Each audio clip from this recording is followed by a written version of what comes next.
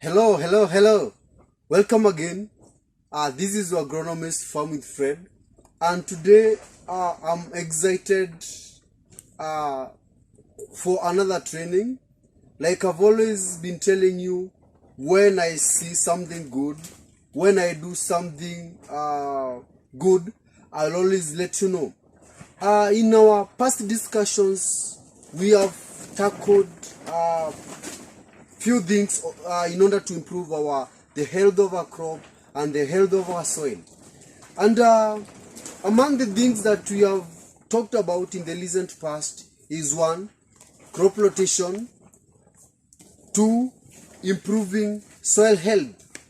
Because I've always told farmers, or I've always been telling you, and I've also been posing this question: what are you supposed to feed? Is it the soil or is it the plant?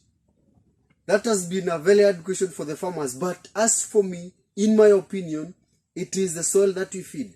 It is the soil that we treat. It is the soil that we take care of. If you take care of the soil, you've taken care of everything. Because in the soil, that's where everything comes, or that's where the plant gets its food. That's where the living organism or the biotas tend to stay and produce all the nutrients that are good for the crop.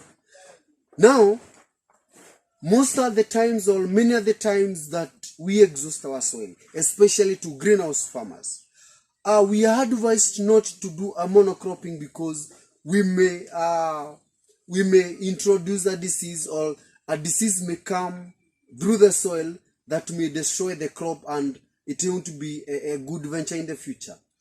But now, I usually advise farmers to do a crop rotation in order to avoid monocropping.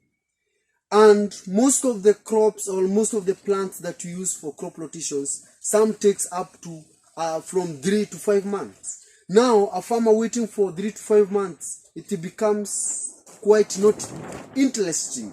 And most of the greenhouse farmers have opted for the hydroponics. They have run away from soil-based production because of the diseases, because of the pests, and because of the soil has been exhausted. But today, I have a solution for you. I have a new crop that I want to show you how it's working. I have a crop that is coming to save your greenhouse from everything that has been disturbing you, from some of the soil-borne diseases, from soil-borne pests, and to recover, or to make your soil gain its original, or its nutritive value for good crop growth. And inside this greenhouse, remember this greenhouse, I shared a story about this greenhouse. It was attacked by bacterial wilting.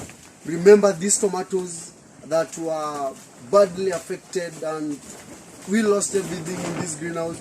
But now that is completely being solved, because we have introduced a new crop that you are seeing on my background, and the one that I'm holding. And the name of this crop is Sanem. This is a very good crop that has been able to solve farmers' problem. And if you grow this crop not necessarily inside a greenhouse, or also in the open field, one, it has a very high organic matter, or its organic component is very high. So when it's in the soil, it is covering all ages of soil improvement. One, improving the soil structure. It improves the soil structure and the soil becomes good. That's increasing the soil water retention. From that, this one eradicates nematodes, all nematodes that maybe in this greenhouse, or maybe where this Sanem will be grown. It eradicates them completely. It also improves the activity of the biologicals, the biotas. I usually call them the biotas. These are the living organisms in the soil. It houses them and gives them all they need in order for them to regenerate well and produce organic matter that is important for the soil and benefit the plant. That's where now I comes in with the feeding of the soil. This is the crop that you need. From feeding the biota, it is also a very good nitrogen fixing plant. If you have been lacking nitrogen, and remember nitrogen is one of the components that you usually buy when it comes to fertilizer and other products that you are buying, organic and inorganic. Nitrogen is the biggest component, and that's where we waste, or that's where we use a lot of money. So if you are able to solve your problem by use of this crop, you'll be good to go. In most developed countries like in Europe, you'll find that they use this crop in order to rotate for crop rotation, also to improve the structure of the soil, and they grow in one greenhouse for many years without changing the crop, because one of the biggest advantages of this crop compared to other crop rotating crops is, one, it takes very short time. It takes 8 at most 12 weeks for it to do everything that is supposed to be done in a greenhouse. Then you remove it, and once you remove it, now leave alone what it has done to your soil, removing the nematode, trying to eradicate the soil-borne diseases, bringing the organic matter, bringing the lively of the biota and increasing the biota. Now it acts as a green manure, a very good manure. And now after harvesting it, you can decide to plow it inside the greenhouse or inside your open field or the farm that you're farming, and get the best green manure you've ever gotten. It has high content of organic matter, so it will improve your soil now, giving you a green manure. So you can plant it after 8 weeks, come plow it. You see, it's already, this one is 9 weeks, this one on the other side is 8 weeks. So you can see at this stage you can come plow it and now improve the organic matter and do the planting again. Also, another thing I like about this crop is the way it's covering the ground. See, there is no weed that is growing against this crop.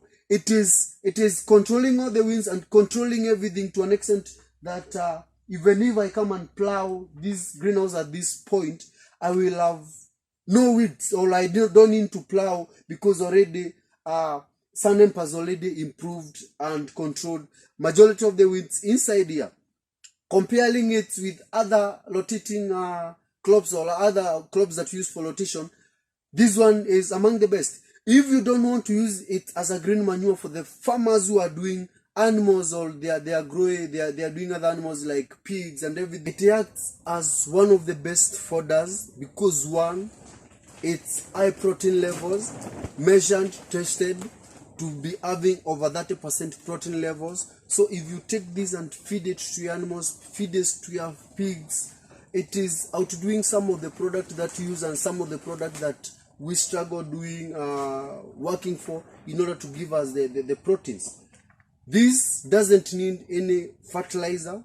It doesn't need any spray. You just plant it, water it, and it will be as good as it is. So it is a win for the greenhouse or for the open field that you're doing, and win for the animals. And that's one of the best thing I've come to like it.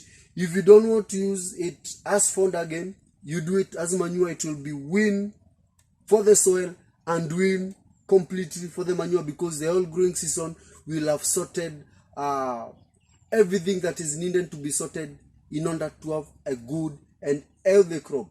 This is among the best crop to adopt, and among the best, the greenhouse rotating crop. So if you have been attacked by nematode, if you have been attacked by some of the soil-borne diseases, this is the solution for you, and this what you need in order to improve your soil, and to make sure your soil is good. This one, it's readily available in Kenya. For those who may be in need of it, it's readily available. So don't worry, and I can advise farmers, or I can encourage you to use this one, because it is improving the soil, and also for those having animals, this is among the best fodders.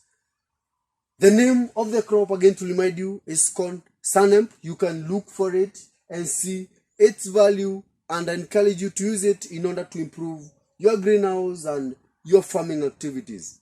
Until next time, stay tuned to this channel so that I can keep you updating on different farming techniques, good crops, best varieties, and also how to do your cropping well. Different tutorials will be shared here, so stay tuned, subscribe, invite other farmers so that we can continue learning together.